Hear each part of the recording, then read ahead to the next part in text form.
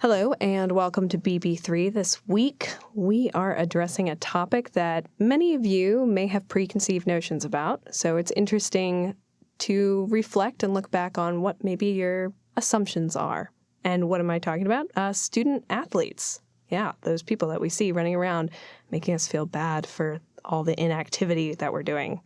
Today in the studio with me, I have Kathryn Gambill. Hi, I'm Kathryn. Kathryn, I'm really glad to have you here with us today.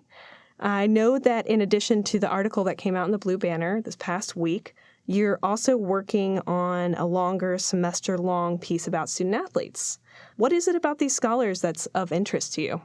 So before I started this project, when I thought about student athletes, my mind would always go to the UNC Chapel Hill scandal where they were creating fake classes for student athletes. So I kind of went into this project thinking that I was going to find some sort of unsavory activity happening in the athletics department, or that they were failing to support student athletes, something like that. And it's been the exact opposite. Oh, that's awesome. I'm glad that you're not finding horrible scandals everywhere. Me too. You've had the opportunity to speak to a lot of people, including Janet Cohn, who's UNC Asheville's Director of Athletics. And she describes here the way UNCA and Chancellor Grant see their athletes. The Chancellor Grant has articulated through the university's strategic plan that athletics is an important high-impact experience for a group of students, and it should be for faculty and staff, and not just a student athlete. It's an experience for community members. So, she's very clear that we're not the most important thing at this university by far, but we do have a role to play in not only helping a group of students become very successful, our student athletes I'm talking about, but also the role that we play as a part of the campus community and really across, the thing that athletics can do can bring you a lot of national attention. When our men's basketball or women's basketball is on TV and they're in the NCAAs, people know who we are. Yeah. And so athletics can be good if the stories are good. Yeah. But athletics on the other side can also bring you a lot of negative attention if student athletes and coaches and athletic directors aren't doing what they're supposed to be doing. So I think it's very clear that we've tried to establish a culture here that we know what our values are and what our priorities are, and we follow those. What have you uncovered about the different ways in which UNCA establishes the values that Janet was speaking of in that clip? What I think is most interesting about the UNCA athletics department is that when they're selecting student athletes to come and play sports for our university, they're choosing students who are academically prepared above being athletically prepared. So when they're recruiting students, they're primarily looking at their academics as opposed to how well they can play a sport. That is not the way, again, that I would have thought that they would look for athletes. Yeah. But Janet Cohn does note that they aren't always the most successful.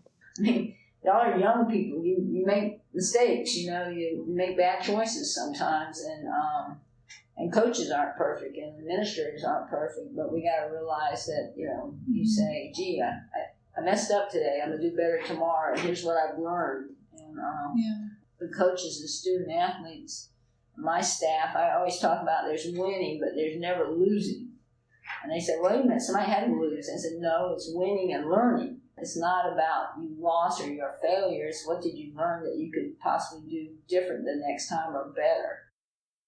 That begs the question, how are UNCA athletes screwing up? Are they screwing up? The most of what I hear with student athletes making mistakes is mostly just posting things on social media that maybe they shouldn't. And not always, I guess, representing the university in the way that the athletics department would prefer. But for the most part, I'm not hearing about any major mistakes or screw-ups or anything drastic like that. Overall, from my experience, the UNC Asheville athletes are really successful. I went and sat down and talked with Professor Jeff Wilcox. He's an assistant professor in the environmental department, but he also serves as the university's faculty athletic representative. And here's what he had to say. I think we have a higher GPA. The student athletes have a higher GPA than the school as a whole. Wow. Our student athletes are, and I can't speak for other schools or anything, but in general are just very good people, really, which is what I tell them. They're, for the most part, they're good students. So have you found the statistics that he quotes there to be accurate, to be true?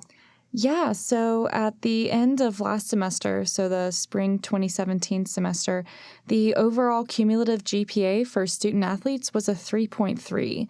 And 77% of student athletes had a GPA of 3.0 or higher, with 10% of those athletes having a perfect 4.0 GPA. 10%? Wow. Yeah. That's insane. How does UNCA work to get such quality athletes, student scholars that they have? Recruitment. And I think our coaches do a really good job of recruiting student athletes that fit the academic profile here. Because we don't get any what they call special admits where, they don't meet the standards of like the rest of the students. So, right. I looked more closely at the recruitment process while I was writing a profile on a former swimmer, Alexandra Van Dorsten. I talked to the swim team's head coach, Elizabeth Likens, over the phone, and she talked more in depth about the value of the recruitment process. The recruiting process involves coming on campus and meeting the team and recruits it includes a lot of phone calls, emails. Now, at that time, we weren't allowed to text, but now we are allowed to text. Just communication with high schoolers and trying to learn what they're excited about or where they would be a good fit or would they fit in with your program or would they not? And would they be a good fit for you? And do you guys get along as swimmer and coach? A big clue is that you want them to come and meet other people already on the team. Mm-hmm. So I rely a lot on my current team to give feedback.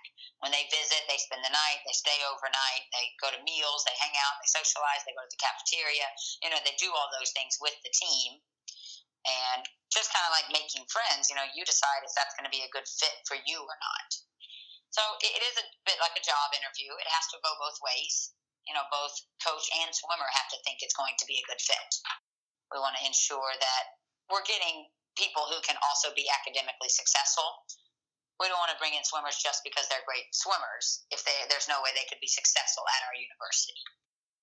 Our recruiting philosophy is great people, smart students, fast swimmers, and it has to go in that order. Mm-hmm. And great people is first. If you're a real pain in the butt, I don't really care how fast you swim. If you're going to be a challenge to have on the team or to be a team member or to help out others, that's an important role as team members. And if you're not good at that, sometimes we move on and sometimes people lose interest in us as well. Wow, that is incredibly thorough. Way more than I would expect the average student to think happens behind the scenes here at UNCA.